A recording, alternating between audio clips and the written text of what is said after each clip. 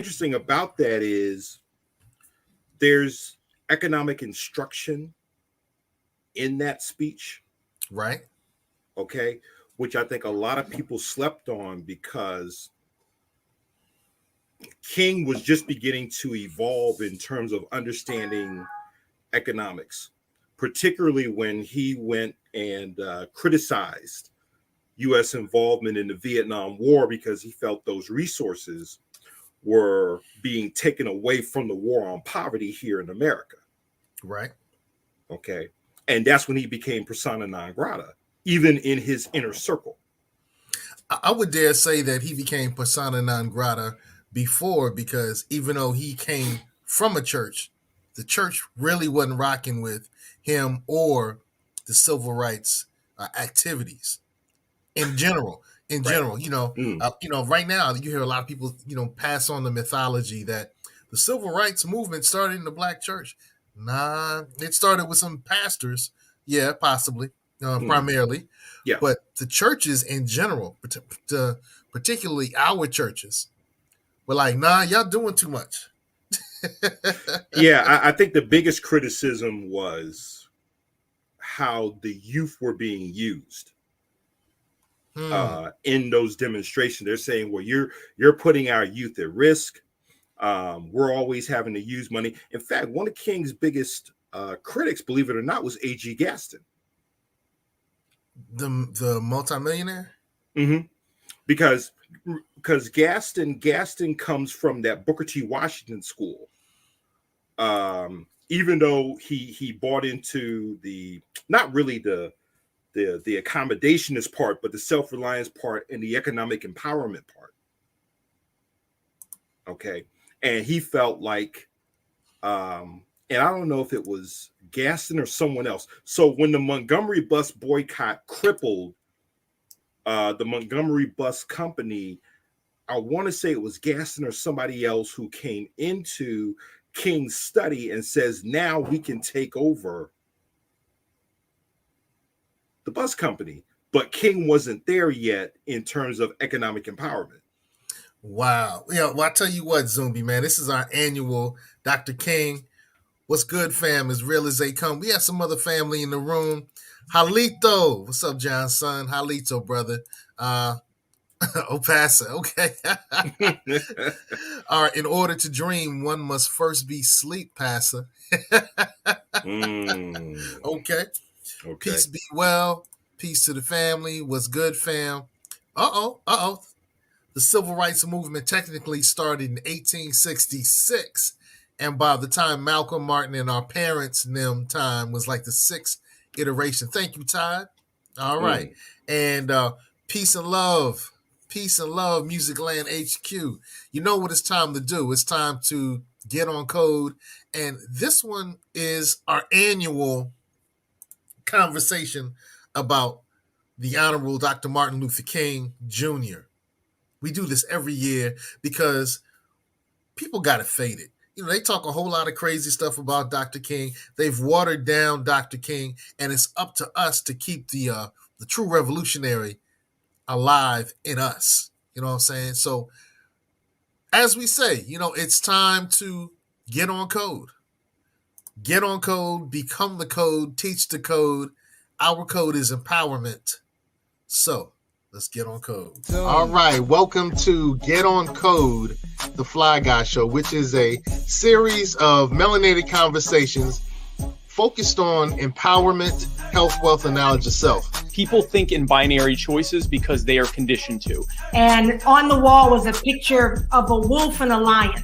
I think the wolf was the Democratic Party, the lion was the Republicans. But the drug trade and all these illegal stuff that people do, that's still economics. It's just that they couldn't do it in the traditional system. We're talking about melanated wealth.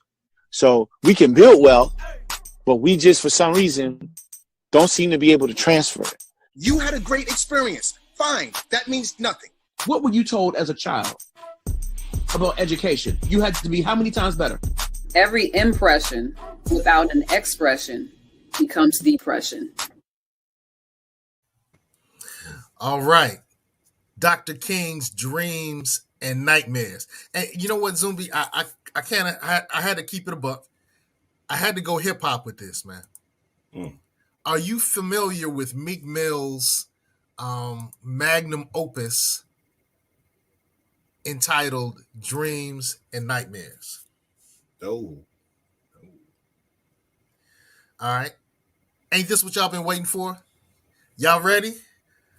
I used to pray for times like this, to rhymes like this. So I had to grind like this, that to shine like this. We got to grind, y'all. It's grind time, y'all. We got to put in the work, right? In a matter of time, I spent on some locked up. Hey, look, our people were held back. You know, whatever term you want to go with, we dealt with some hesitation, some domination. We dealt with some evil that had, that really locked us up. It was like we were in the back of a paddy wagon. We were kind of locked up. Our wrists were cuffed. But now it's time to marry the game. And what's the game? The game is improvement. What's the game? The game is empowerment. If you want it, you got to see it with a clear-eyed view. And that's what we're doing tonight. We're making sure that you get that fresh water, that clear water. You know what I'm saying? Like the prophet Elijah Muhammad said, that clear water. 'Cause, look, we got a shorty, and they trying to bless you. What's the shorty? Empowerment. That's the shorty. The shorty is empowerment. And so today, we're going to deal with empowerment as it relates to Dr. King. So you weren't familiar with that magnum opus, Dreams and Nightmares? No, not at all. That part, Okay. yes. It was, it's a banger. It's a banger in the clubs, by the way. A banger in the clubs, by the way. So, in dealing with Dr. King, one of the things that I find interesting is we really water down the brother. We really water Dr. King down. And one of the things that you were just talking about is the truth of the matter that we all kind of grow in empowerment. Right. So in the height of the civil rights movement, Dr. King wasn't as focused on empowerment in the beginning as he was towards the end. Is that what I'm getting from you, brother? Yeah, and this may sound weird to people, but if you look at King's evolution, there's a similar parallel to Malcolm's evolution. And here's what I mean by this. When King was brought into the movement, he was only 26 years old, and he was reluctant to really be in this movement. He was more of a theological, spiritual leader where he was challenging America's moral compass. Now, as he evolved, he began to deal more with how does this thing work? How does this thing work politically? How does this thing work economically? How do things connect with one another? Okay. And I think that's where he became, quote unquote, more of a threat, because he wanted to deal with the nuts and bolts of things and strategize of how to combat that, even though he was still theologically rooted in his leadership. He began to evolve to where he struck a balance between the theology and the everyday practical needs of the people. Yeah, I truly agree. I mean, he said this country has socialism for the rich, rugged individualism for the poor. So he's like, y'all hypocritical. Our country is hypocritical. So when he started out, like you were saying, he may have been more churchy. Well, I wouldn't even say churchy. That's why I said he was more of a spiritual. And here's another thing that I think we need to have a reassessment of King about. Okay. How many Christian preachers would have stood with Muhammad Ali and supported him in his opposition to the Vietnam War as a conscientious objector? Okay. How many Christian preachers would have endorsed and nominated a Vietnamese Buddhist monk named Thich Nhat Hanh for the Nobel Peace Prize. So these are certain things about King that are kind of glossed over or are left out of the assessment of his legacy. Well, I particularly love this quote because, as you stated earlier, he thought outside the box. He did things outside of the churchy box. You know, now I do think in the beginning he was a little churchy, and there's nothing wrong with being churchy. You know, I'm a pastor's kid. I'm a PK, right? I'm a preacher's kid. But when he started talking, like you were saying earlier, that he started saying some revolutionary stuff like, hey, you have two forms of governance. Socialism for the rich. So we're going to take care of the rich people. We're going to give the rich people all the tax breaks. We're going to make sure that everything on their political agenda is taken care of. We're going to look out for the rich. But then we're going to tell the poor folk, hey, pull yourself up by your own bootstraps. You know, it's your fault that you poor. That you have to do something, and there's a truth to that. But in other words, there was welfare for the rich, and there was a middle finger for the poor. Yeah, and if you look at how this country is designed, it's exactly that. You know, welfare for the rich. It may go under other names, but we just call a spade a spade. Absolutely. Absolutely. Now, one of the things that I'm going to do, and we're going to get a hit on YouTube for this. YouTube might take us down, but one of the things I find interesting when we talk about dreams and nightmares, Dr. King, that Dr. King lied to us. That's the question. Did he lie to us?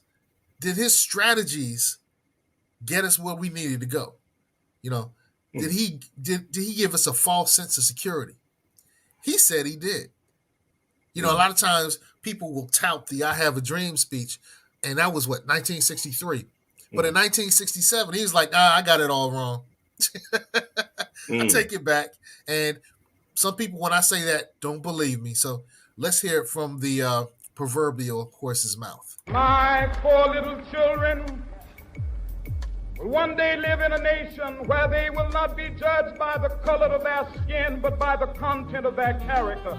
I must confess that that dream that I had that day has at many points turned into a nightmare. Now, I'm not one to lose hope. I keep on hoping. I still have faith in the future. But I've had to analyze many things over the last few years, and I would say over the last few months. I've gone through a lot of soul-searching and agonizing moments, and I've come to see that we have many more difficult days ahead, and some of the old optimism was a little superficial, and now it must be tempered with a solid realism. And I think the realistic fact is that we still have a long, long way to go. I think the biggest problem now is that we got our gains over the last 12 years at bargain rate, so to speak. It didn't cost the nation anything. In fact, it helped the economic side of the nation to integrate lunch counters and public accommodations. It didn't cost the nation anything to get the right to vote established. And now we are confronting issues that cannot be solved without costing the nation billions of dollars. Now, I think this is... Yeah. Without costing our nation billions of dollars. Yo, he was like, cut the check. Yo, Dr. King was cut the check before cut the check was cut the check. Well, I think what he also saw. So let's take August 28th, 1963. Okay. Everybody was in this euphoria.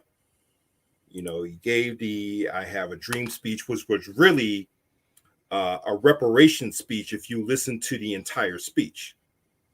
Okay. His evolution from that point forward, which included his criticism of the Vietnam War, resources that were going towards the Vietnam War instead of the war on poverty that President Johnson had promised that he would wage war on.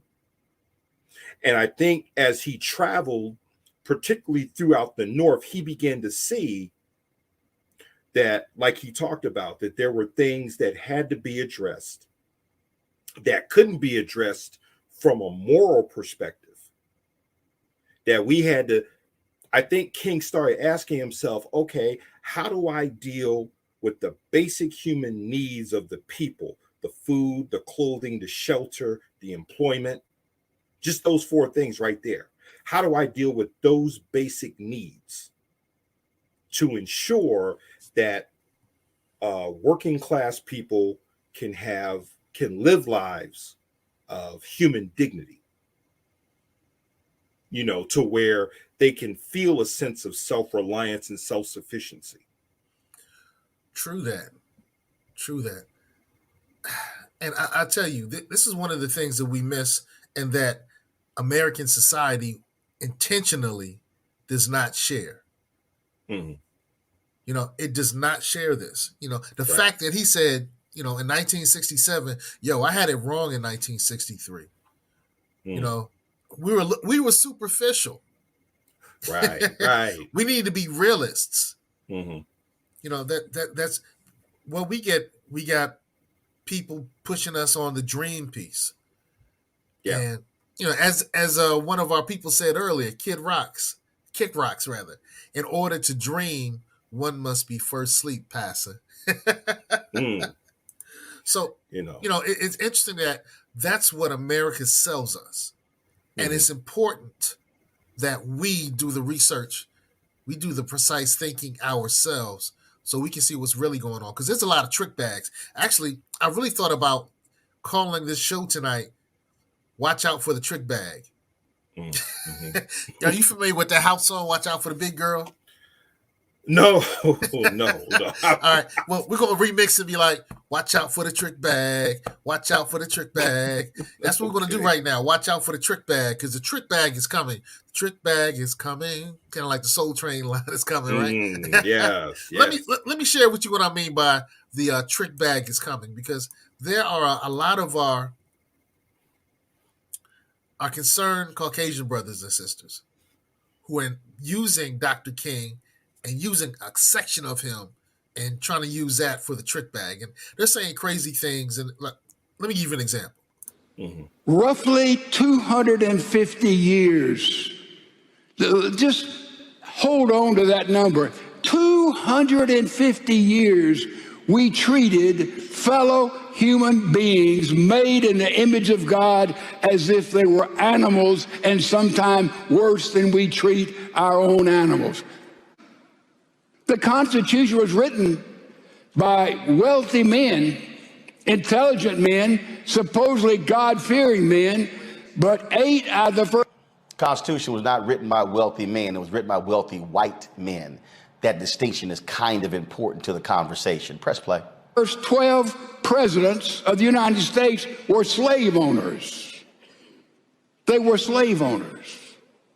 Now, you can build all kind of little anonymous, how people treat their slaves like family and all that, but it is brutality and is evil any way you look at it. And now we see Dr. King came, along with Billy Graham and maybe internationally Winston Churchill. Dr. Martin Luther King was the most influential individual in the 20th century by far. But Ed, tell your white congregants why. That we're proud to be American. I'm proud to be American. But we can't overlook this disastrous history. At the same time, all important. The color of your face says all of those in the woke agenda. What does that mean? That if you were born black or some other color, that defines who you are, and you are, listen to me carefully, automatically a racist by being white. Nice try. We ain't falling for the banana in the tailpipe. Press play. Everything is tragically defined by racism. How different that is from Dr. Martin Luther King's understanding of the racial challenges we had in America then, and we progressed a great deal, but we still have some ways to go, but how far that we have come. You see, he would tell us, as we know, the color of your face doesn't determine your character and who you are, and really you'll discover doesn't say much about you and me. Did you know that all of our physical assets, ears, nose, mouth, body, make up 0.012 of who we are? Is that any big deal about you or about me? That color is all important of your skin? And Martin Luther King dreamed of a certain kind of America. I think we were getting there with not fast enough. 350 years of bigotry by leadership across the board is too much, folks. We can't deny that. We can't run from that. But we were getting there. And we're getting there because a lot of churches, Christians, that's how slavery got eliminated. In England, it was Wilberforce. And here it was Uncle Tom's Cabin. And here it was Henry Ward Beecher and others who stood against the evil and deadliness of racism. Oh yes, it was through the church when people awakened to see that in the Bible we are one in Jesus Christ, period, Selah. When they began to preach that and see that, that's where racism was eliminated and still being healed. Racism was eliminated and still being healed. See, I'm telling you, it's the trick bag. The trick bag is coming. Let's keep it a buck here, okay? Before Malcolm emerged, King was considered a militant, communistic so-and-so, okay? Once Malcolm and the Nation of Islam showed up on the scene, now white folks had a choice, okay? Do I deal with somebody who will slap me back like Sidney Poitier? Or do I deal with someone who will let me put my foot in their ass without any concern of retaliation or retribution? Okay? So there's certain things we have to keep in context. The only reason why white folks gravitated towards King, because we didn't want to deal with Malcolm. Okay? And then if we fast forward, when King realized the mistakes he made, that's when he opened the door for a young Trinidadian, then known as Stokely Carmichael, now Kwame Ture. Because King, even though he may not have agreed with the premise of Black Power, he knew that civil disobedience had already run its course, and a new generation was going to come with a different process. Right. And that's when you started hearing him say things like, you know, society has done something special against us for hundreds of years and now must do something special for us. You know, that's when we start talking about reparations. I'm sorry. Let me clarify. That's when King started talking about acts that can repair the situation. Because, you know, back in the 1800s was the first movement for reparations. So King didn't start that. I'm not initiating or saying that. But that's when he started talking about there have to be some reparative actions for what happened to our people. Right. And I think King, and that's why I was saying with King understood that the new generation wasn't going to stand for what they had to deal with, you know, the whole thing with Bull Connor and everything else. When he thought that the real goal was desegregation, it wasn't integration. Integration came when, you know, all these white liberals started pumping money in, and they basically got in front of what became the March on Washington, and you basically diluted the real message, which was reparations. Okay. Right. Hey, the same thing just happened with. I'm not a fan of BLM. I'm not pushing BLM, but the same thing happened with the movement for Black Lives and the marches that happened in 2020, 2019, 2018, 2021. You know, with those uprisings and movements, we had people getting in front of the activities, right, pushing their own agendas. And once again, I'm not promoting or supporting BLM, but you saw that same thing happen where people got in front and pushed their own agendas, and it changed. So now it just changed the whole tenor of what was happening. And many of those people and many of those groups, as soon as they got what they wanted, disappeared. And there's a parallel between what happened, 1963 March on Washington, and what we saw happen in Ferguson with the assassination of Michael Brown. Both started at a grassroots level. It was the grassroots who were looking to initiate change from the ground up. And like you said, when other groups came in and basically hijacked the movement, and you'll hear young brother Darren Shields talk about what had happened with the hijacking of that movement, where it went from being about what I would call domestic terrorism, or what's commonly called police brutality, to something else. And then you look at all of what I call the blood money that was really made off the blood of Michael Brown, and then subsequently others who were murdered at the hands of law enforcement.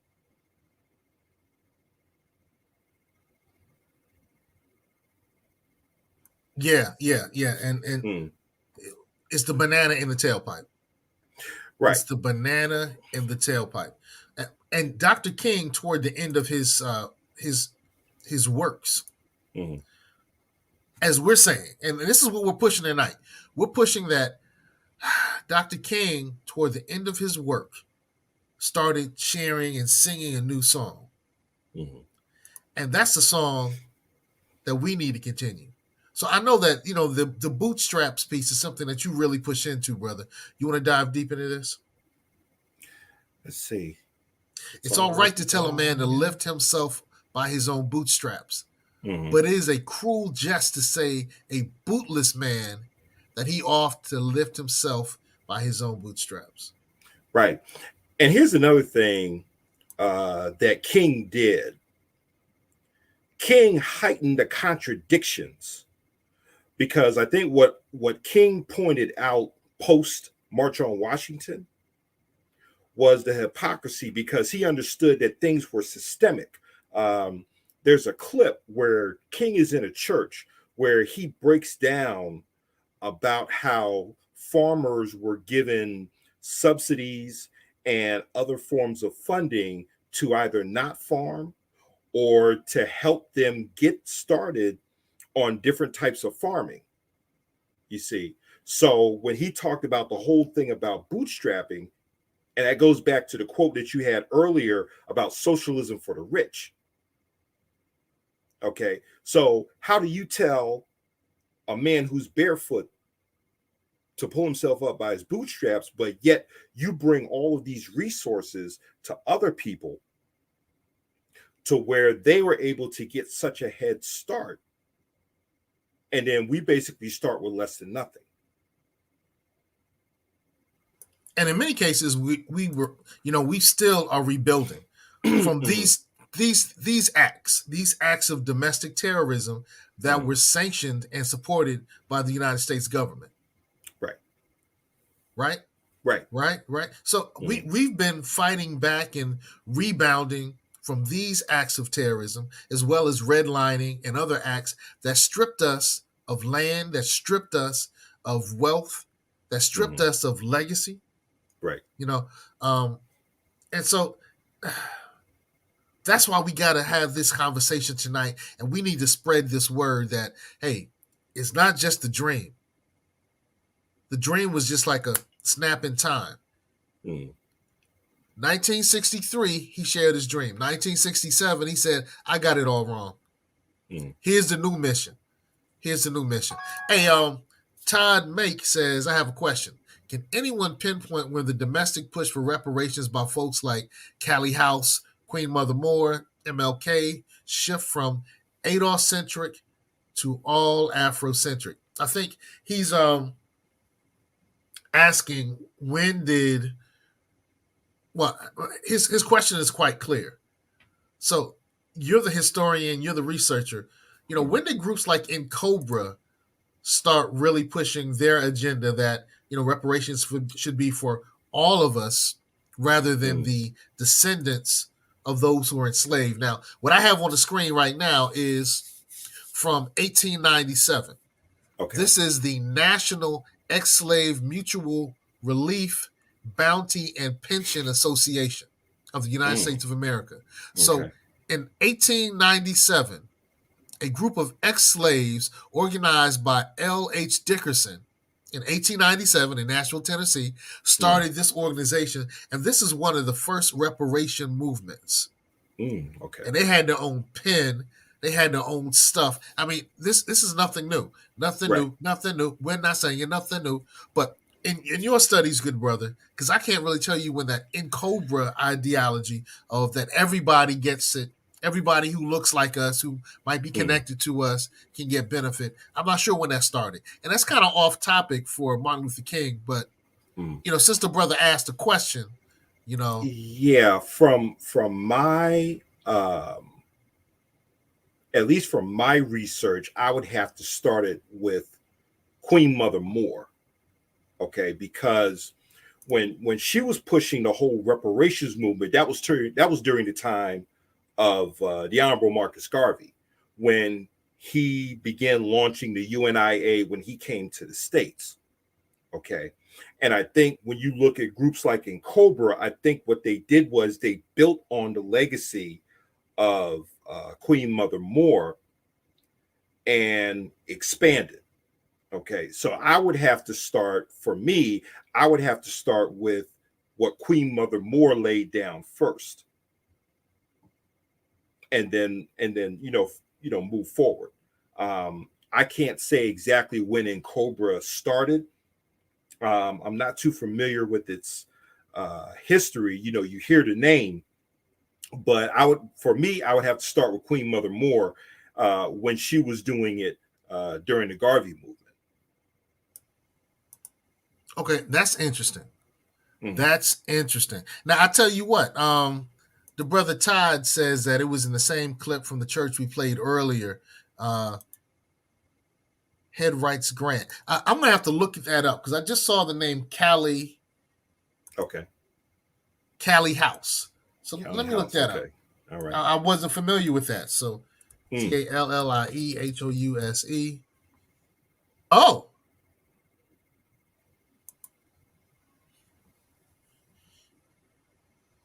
Oh, yeah. So I was just showing that.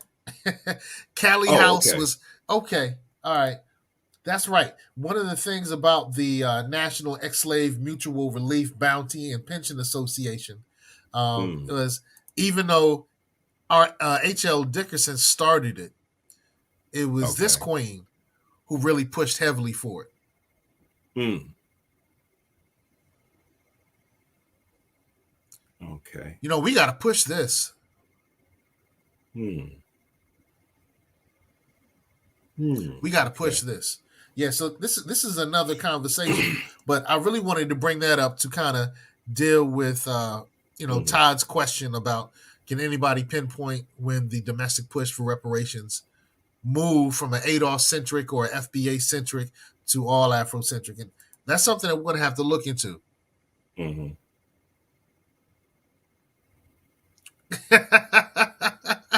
All right, so Don Teasy, are we going to address the incident in 64 when MLK was? No.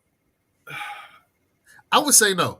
Hey, look, MLK was a dude.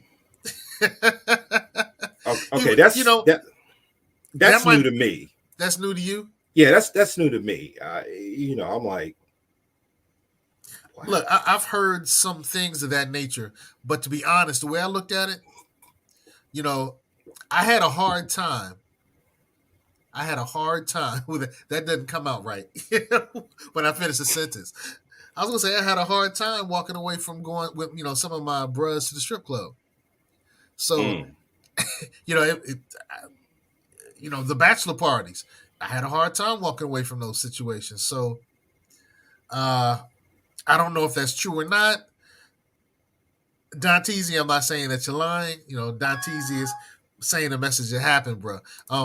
But we're not going to address it because what we're focused on tonight is not that he may have been chasing some white chicks around in a hotel lobby. What we're dealing with tonight, Don Teasy, is how we can use the latter message of empowerment that he was focusing on to change the narrative about Dr. King and also to change our situation.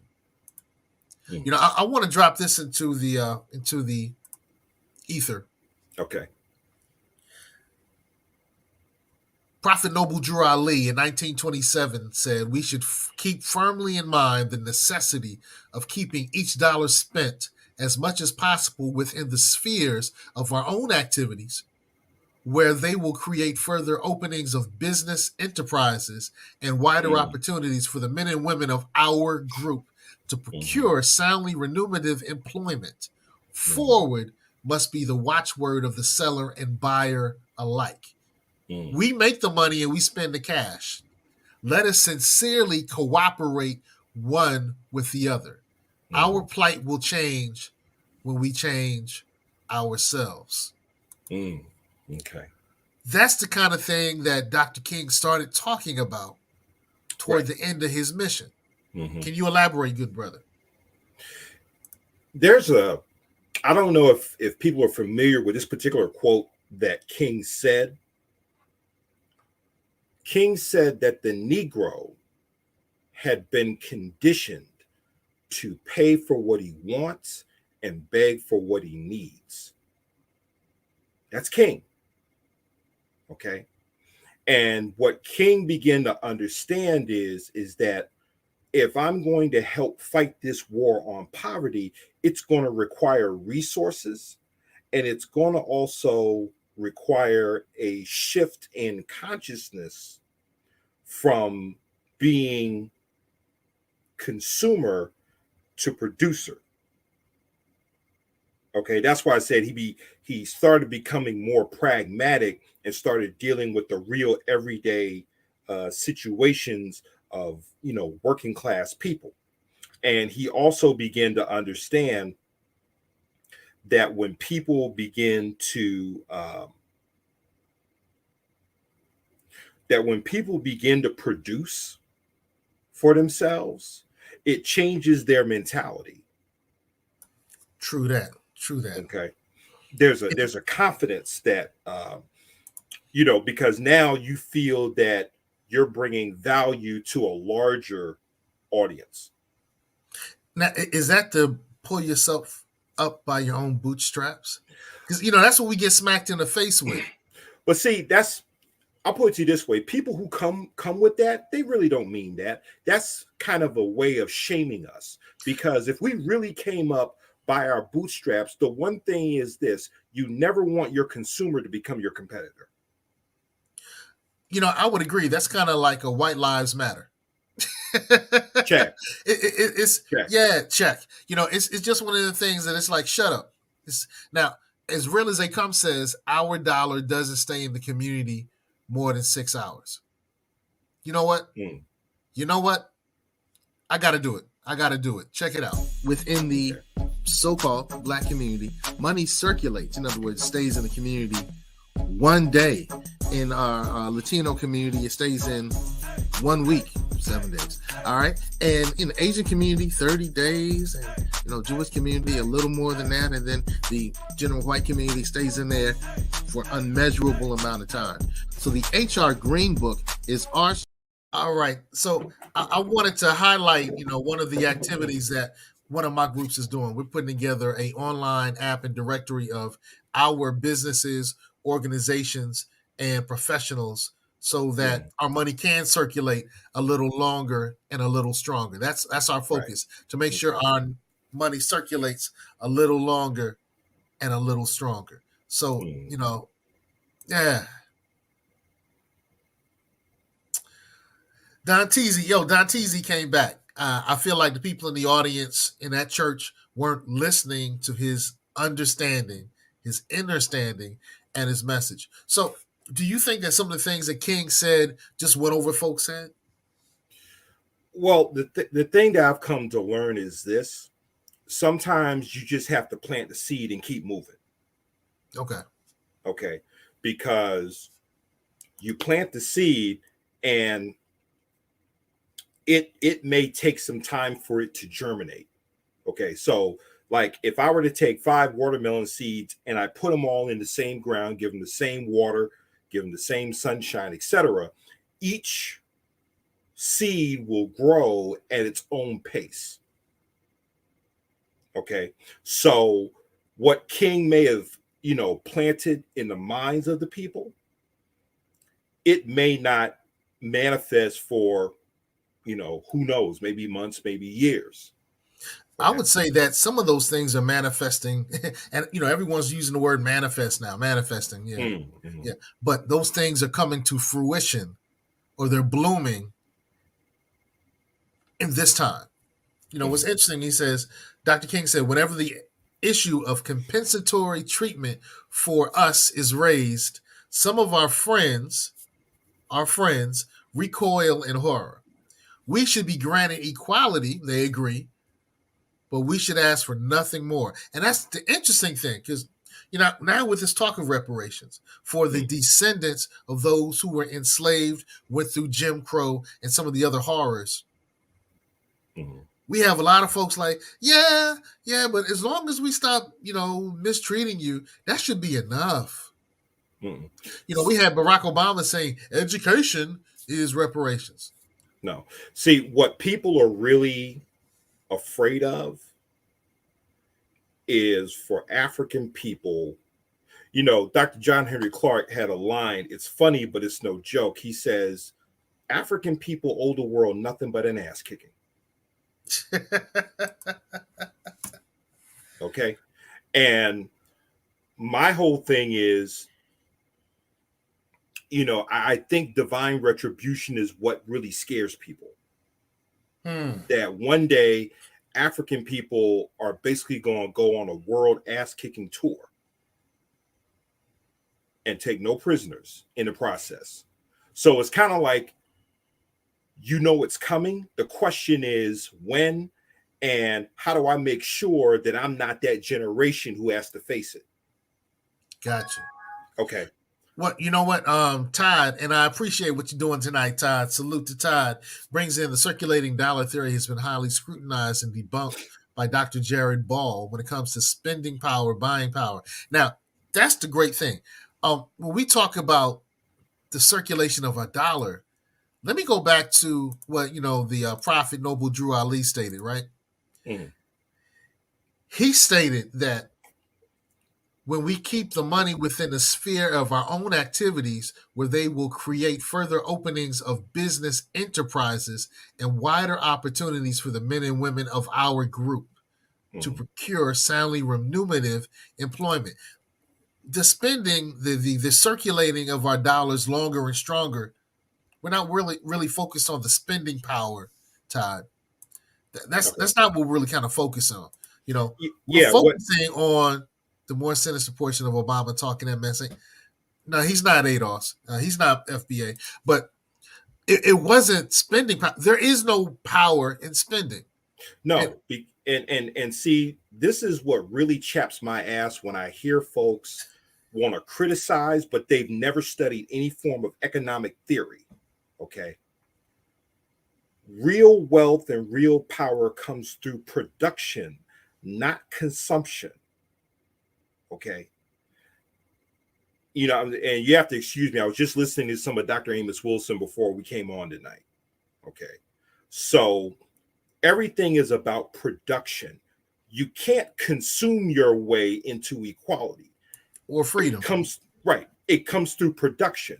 So this whole thing about quote unquote purchasing power, how do you aggregate that to where it becomes real power? Like in my book, okay, I'm self-promoting, Gospel of Afro-Economics Theology. One of the things that I talk about is every Black economic liberation theology must be built on a nucleus of culture, history, and spirituality. And in one of my principles, which I got from our elder, Dr. George C. Fraser, we want African people to be the number one employer of African people. Now, what Dr. Fraser said is that that's going to be a 100-year process, because it's going to take the Black business community to be at the forefront to solve that high unemployment issue, which means that there has to be what I call an African-centered entrepreneurial revolution, particularly amongst the men. All right, yeah. So as real as they come says, yeah, we need more entrepreneurs. You know what? Because we talked, I think, I want to say 2 weeks ago, maybe 3 weeks ago, during the Kwanzaa celebration, when we talked about the principle of Ujamaa, which says that we need to build our own stores, shops, and other businesses and profit from them together. It wasn't saying we should spend money with each other. That wasn't the focus of that. It was saying we need to build our businesses. We need to build our businesses, because that's where true power comes from. And that's the same thing Dr. King was talking about. And the concept of, the money circulating was to make sure that our businesses were viable so we can employ each other. Now, here's an interesting thing about communities. Those communities that self-employ, they don't have crime to the same degree. They don't have teenage pregnancy to the same degree. They don't have, they may have some domestic violence to the same degree, but crime and teenage pregnancy and lower achievement in the educational system doesn't happen in communities where they self-employ. And so we got to work on self-employment. Why are we still talking about people like King that sold us out? Wow. So I think this is a troll. I don't know. Okay. The name Cotton Picker tells me this might be a troll. I'm going to leave that alone, man. I'm going to leave that. I'm like, huh?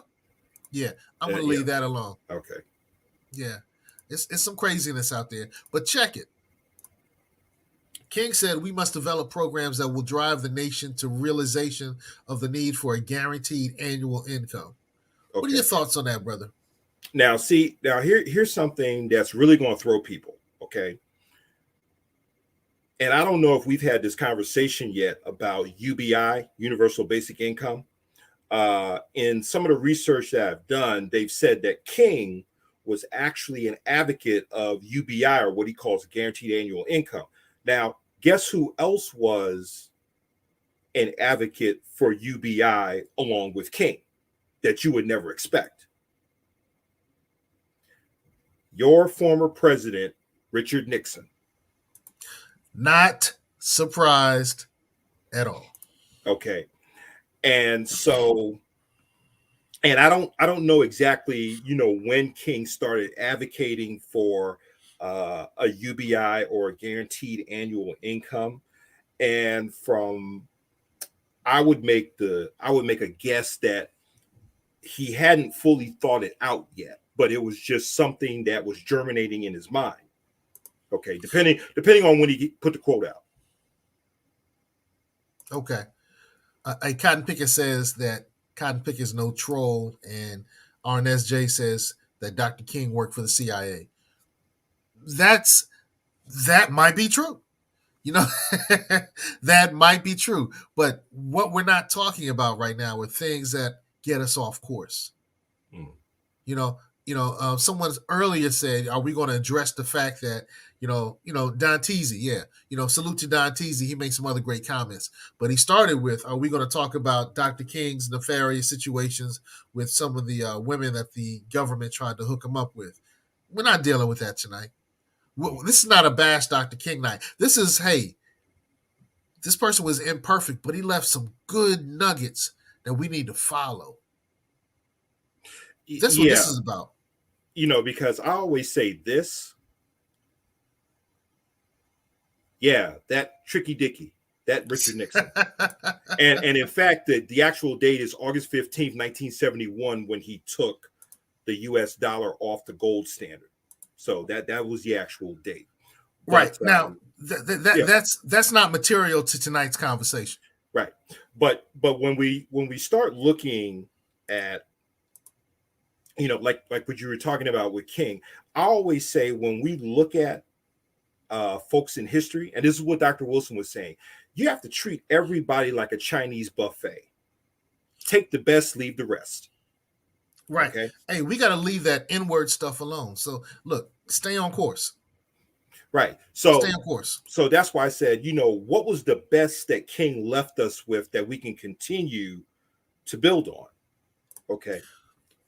Well, you know, Dr. King said whites, it must frankly be said, are not putting in a mass effort to re-educate themselves out of racial ignorance. It is an aspect of their sense of superiority. Now, I would say... Yeah, go ahead.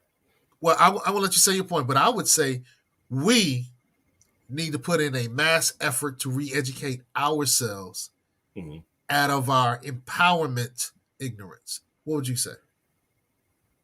Here's, and I'm going to take a page from Dr. Wilson. Okay. What would it really benefit white folks? Because think about it. If you have a system of racism, white imperialism, okay, if you continue to benefit from it, what would you gain by helping to destroy it if you were still a direct or indirect beneficiary of it? Okay, so when you look at how African and European people approach this thing, European people are trying to preserve it. African people are trying to dismantle it and overthrow it. So you're coming from two different paradigms. And that's why it says I'm not really interested in trying to have allies who are trying to play both sides of the fence. Because I said, what would it really benefit white people to destroy the very system from which they continue to benefit? That's intriguing. That's okay. That's intriguing. Okay. All right. That's an intriguing point. Now, King called the U.S. government the greatest purveyor of violence in the world today. Any thoughts on that, brother? Where did he lie? I mean, where did he lie? I mean, I've always said that America ain't nothing but a New Jack Rome. Kennedy said that it's a Pax Americana. How did America become who she was? Gangsterism, terrorism, and guerrilla pimping. Give the three again, brother. I love it. I love it. Gangsterism, terrorism, and guerrilla pimping. Hey, I want to kind of switch the conversation for a moment. We have some other great comments that have come in.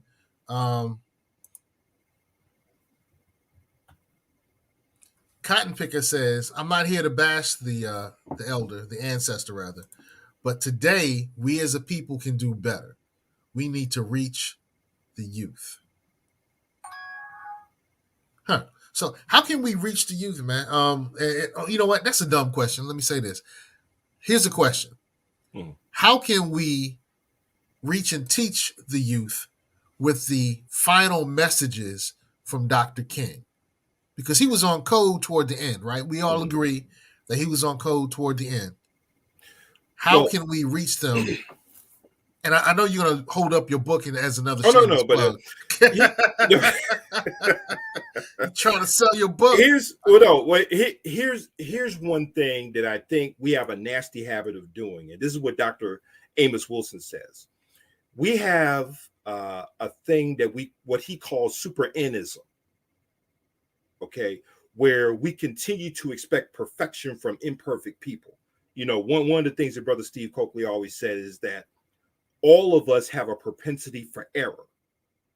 But at the same time, okay, are we looking for perfection or are we looking for excellence? What are we really looking for here? And so this is where we have to really begin using history as a tool in terms of, here are the things that we did well. Here are our shortcomings. And I've always said this, for future generations, if you're going to make mistakes, make new ones. Don't repeat the same mistakes that your predecessors repeated. So we have to begin to use history as a learning tool and not using it for ethnic cheerleading. Ethnic cheerleading. All right. You know what? Cotton Picker, I called Cotton Picker a troll earlier. I'm taking that back. Because Cotton Picker is dropping some interesting comments into the archives. I appreciate you, Cotton Picker. So no one is perfect, but he had to know what he was doing. So let's take it back. Cotton Picker said, well, original Skywalker, who do we trust when so many that look like us have betrayed us? You know, so I guess the question that is coming up is, if we're not bashing King for the way that King did some of his things in the beginning, and if we're saying that at the end the damage had already been done, and if we're saying that we're looking for perfection with imperfect people, how do we get around this? These are some really new concepts, because before I would dare say, when I came up, we didn't disrespect or even question elders. And it was the conscious raising movement that really got me, you know, in the 1980s, when I was like, yo, some of this stuff is whack. Some of this stuff was off code, you know. But now, how do we create the critical thinkers? Because, you know, Dr. King changed over time. The Dr. King that was killed was not the Dr. King that started. You know, and I think also we, as African people, for whatever reason, we don't allow people to grow and evolve. Okay. That's the problem that I have is, and we always want to look at people in a vacuum and not within the context of which they've had to operate. Okay. That's intriguing. Okay. Yeah, because when we look at Dr. King, you know, like Cotton Picker and many of our conscious people are doing, you know, because I went through my phase, you know, like what Cotton Picker. What Cotton Picker is saying are things that I said 15, 20 years ago when I was like, Dr. King was whack. Okay. But see, here's the thing though. We don't want, and this is a term that I've coined, okay? We don't want to become Hotep hecklers, okay? And what I mean by that is, critical thinking doesn't mean that you sit there and you nitpick, okay? The overall question is, okay, what can we take in terms of taking the best of and running with that and making sure that we don't repeat the mistakes that the predecessors created. Okay? You know what? That kind of brings me to, like, with my father. Okay. Love my father, right? Was a great man, did a lot of great things for a lot of people. But there were some times when I was like, Pops is off code. You know, and I couldn't expect my father to be everything. And what's interesting is when I look back upon my pops, and my mother as well. But when I look back on my father, there were times when he realized that he couldn't give me what I was searching for. So he introduced me to people. He realized this cat is a little more, this guy is a little more militant than I am in my life right now. So, he bought me Farrakhan records. You can tell I'm old school. I actually got the Honorable Minister Farrakhan records. His recordings were on records that I was DJing with back in the day. Oh wow, yeah. So he took me to see Farrakhan and some other stuff. But I'm saying he introduced me. He bought me the autobiography of Malcolm X and the compendatory of Malcolm X, where I was listening to all the tapes and reading all the speeches. Right. So he was like, I know that I'm not as militant as my son and revolutionary as my son needs for his development right now. So I got to take him to somebody else. I'm not a good chess player, so I had to take my son to a chess master. I can fight, but there's some people who can fight better. So I put my son in boxing and in martial arts so he could be better than I could, so he can protect me as I'm getting older. Right. So I can't expect my father to be everything. There was a time in my life when I did. And I scolded him and I was calling him, different things because he wasn't everything. And now I realize he couldn't be everything. And I think in many cases, that's what we've done with some of our so-called leaders. Right. But see, your father, and this is where we have to give your father credit. He understood his shortcomings enough to where he says, okay, I'm short here, but let me find an expert here. So he was humble enough to know what his limitations were and to be able to seek, I guess you would call them what I call GMTs or Grandmaster teachers. Okay. That he pointed you to in other areas of life. Okay. And I think those elders who are transparent with their shortcomings, I think we can appreciate them more than those who try to present this facade of perfectionism. And then when they fall off that pedestal, many of us don't really know how to act. I mean, even Malcolm says, and I forgot who he told this to, but he says, look, if I am not in accordance with this book, meaning the Quran, you pull my coattail. Okay. How many leaders do you know that would openly make that declaration to his followers? Well, you know what? I want to bring that into today. I would say that all of us have the propensity to get off code. Check. And we need in our lives accountability partners and accountability coaches and consultants to stay on top of our game. Look, people say that Michael Jordan was one of the best who ever did it. Michael Jordan always had a coach. Check. Right. So we all need our coaches and our advisors to stay on top of our game. One of my coaches is Dr. Venus Opal, and she dropped an interesting blog the other day that I wanted to kind of go through because I think it's kind of interesting. Okay. All right. It says, I wish Dr. King hadn't dreamed. Hear me out, please. A dream is fragile. It can be manipulated, subjugated, eradicated. A dream is vulnerable. It can be misappropriated, commercialized, weaponized. A dream is intangible. It can be manipulated, victimized, criminalized. A dream is a vision, something to strive for, but impossible to obtain.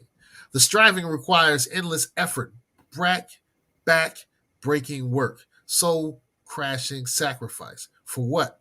A dream? I can hear so clearly the hopes of the ancestors who marched, who sat, water hoses, police dogs, jail, all for a dream. Feed people hope when they have no power. Hope for something makes us brave. Dreams fuel the passion to march into the next generation so they can run. Vision is seeing what's not there as if it were. We sometimes call that faith, the substance of things hoped for that are unseen. Dr. King's dream was a vision, a prophecy of what equality could look like. For the audacity of that dream, he was beaten, arrested, and murdered. I wish Dr. King hadn't dreamed, or at the very least not shared his dream with the world. If he hadn't, maybe his 4 little babies would not have been left fatherless. Perhaps he would have been alive to facilitate unity of labor unions on both sides of the color line, groomed a group of our leaders to teach the babies how to organize politically to impact legislation, not just visualization with marches, taught us the value of spending power as well as the power of our unity. I wonder if Dr. King had kept his dream to himself, would we even have the prison industrial complex? Or teen moms, melanated men who publicly hate melanated women, the crack epidemic. I wonder if Dr. King had lived just 10 years longer, I believe his dream would have been translated into strategic actions that would have altered the course of human history. We would be living in an entirely different world if Dr. King had lived to make his dream a reality. I don't begrudge the dream. It has inspired the world in justice and continues to do so. I thank Dr. King for his dream and sacrifice such that I can speak, learn, live, and buy in the ways that Dr. King could not during his lifetime. I honor Dr. King's dream, his service, his sacrifice. I just wish he had lived long enough to fulfill it. And that's from Dr. Venus Opal. Dr. Venus is one of my mentors. It's interesting that she put that way. I've really never thought about King and his legacy of the dream in that manner. What if he would have lived? See, here's my problem with all of that, okay? Go back to King's last speech. There's a phrase in there where he says, I just want to do God's will. Not his, but God's will. So what King says, look, I'm not a leader. I'm just a servant of the people. Okay? But what God showed me was, regardless of the process, at the end, we will all get to sit in the VIP section of the club. Just save me a seat. Okay. And I think we forget that all of these heroes that we have are servants of the people, that they gave their lives for something greater than themselves. And so when we sit here, it's almost like we're still looking for somebody with an S on his chest or somebody else to do the dirty work. Okay. And interesting. And so for me, it's like, okay, Malcolm's been gone for nearly 60 years. But there's a blueprint that he left us that we need to carry forward. Right. Okay. Right. Okay. King was beginning, even in that last speech, there was somewhat of a blueprint in there. Our job is not to ask for another King or ask for another Malcolm, because do we even deserve another Martin or a Malcolm when we didn't even protect the ones that was given to us by the university ancestors in the first place? Okay? So let's stop begging the universe for messiahs and do messiah work. If that makes, any sense here.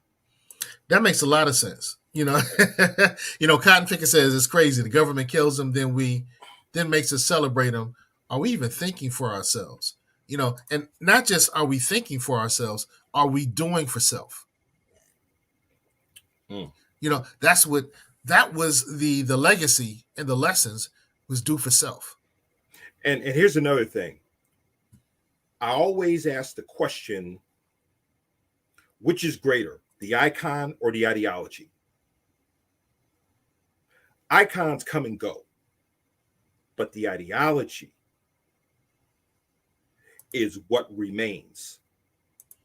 And it's the ideology that we have to embrace, not hoping for another icon, but taking the ideology and building on the ideology.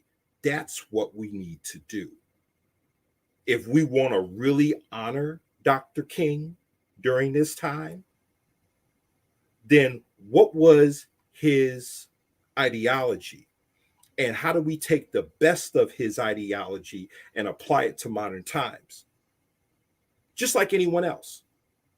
So, and especially at this stage of my life, I'm not in the business of being a Hotep heckler.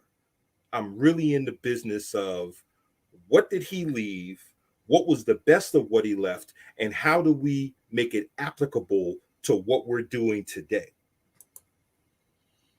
True that. Okay. That's really what it should be about.